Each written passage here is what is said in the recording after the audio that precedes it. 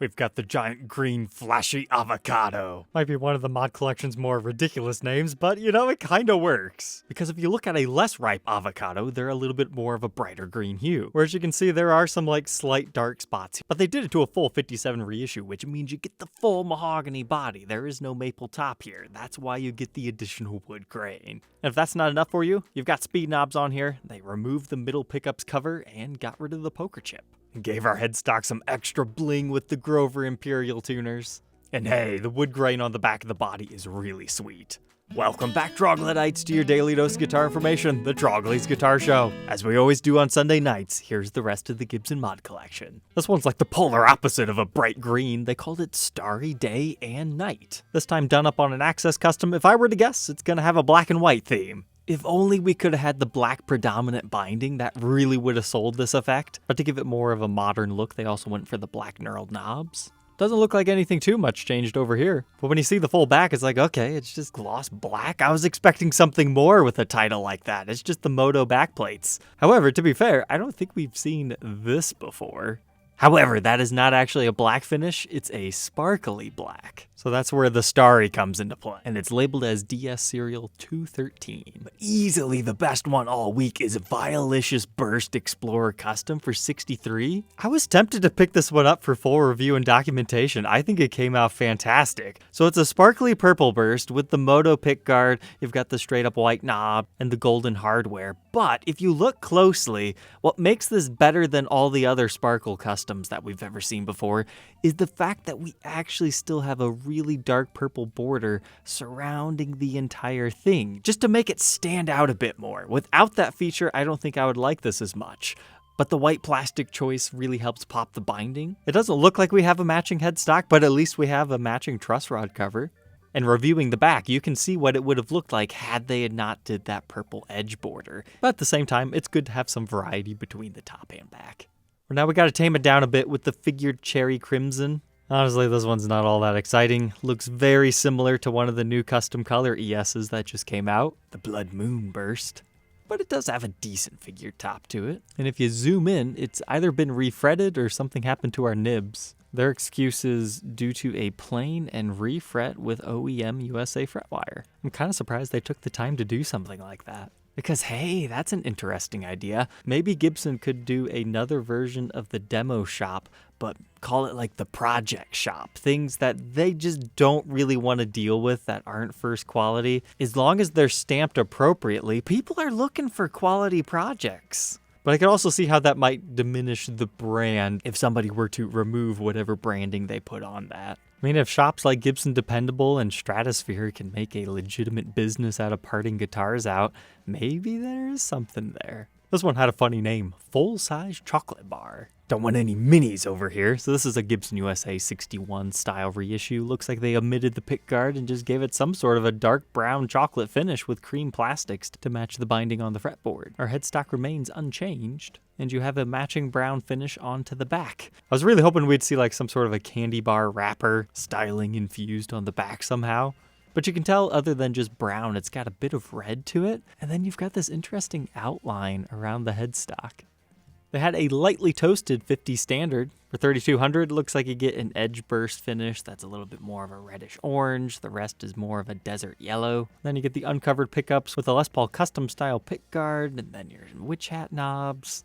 It didn't really do anything to your headstock outside of black tuner tips. And the back was just left red. But okay, this one's nice. Mesopelagic Burst.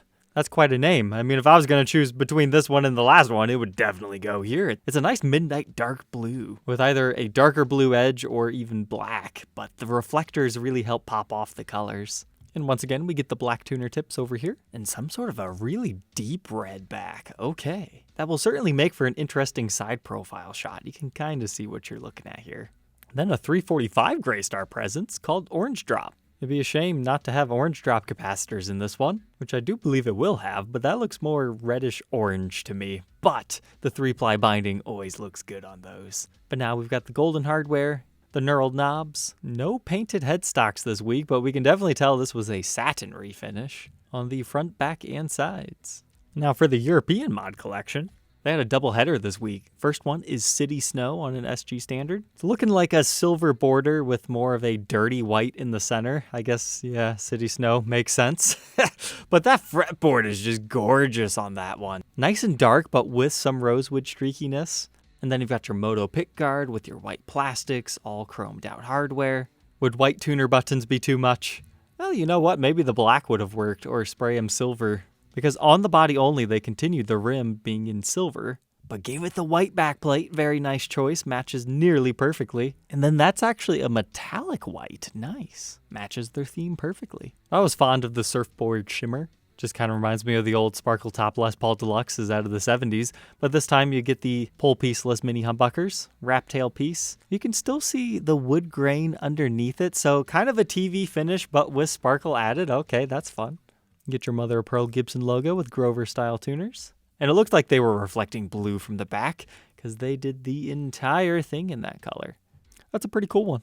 I'd like to see a similar thing but done up on a 57 reissue so you get the carved top. But hey, check this out. Dusky blue satin on one of the new junior double cuts. I believe this is the first one of these that we've seen the mod collection redo. And the dark blue works really well with that tortoiseshell guard. And some black plastics, including witch hat knobs.